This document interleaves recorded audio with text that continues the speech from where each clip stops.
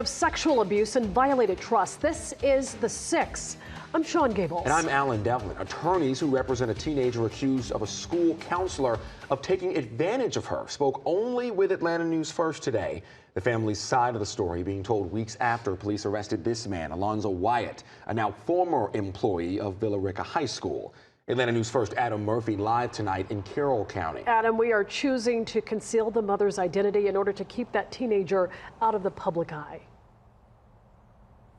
Good evening, Sean. The family tells me they are distraught by what allegedly happened here in Carroll County inside the school, and now they're taking legal action.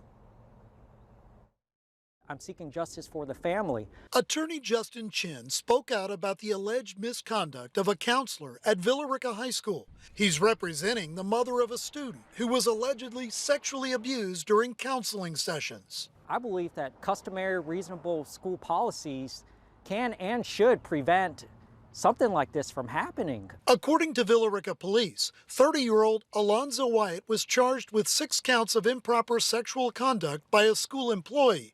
Police said the investigation found that Wyatt is believed to have engaged in a sexual relationship with a student at the high school on multiple occasions. 2 other alleged victims were later identified in the investigation.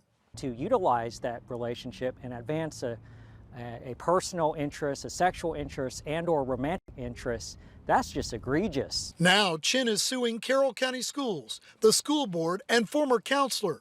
We met with the mother of the victim on Wednesday, but she chose to have her attorney talk. The purpose of the law is to restrain bad things from happening, and if we do not come together, file class action lawsuit, and do something with this, then other people can get away with it. For something to keep going like this and for someone to keep making the same perpetual offense is just, it needs to be punished.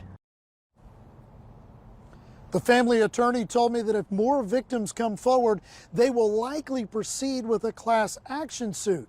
The investigation tonight is ongoing. We're live outside Villa Rica High School in Carroll County. Adam Murphy, Atlanta News First.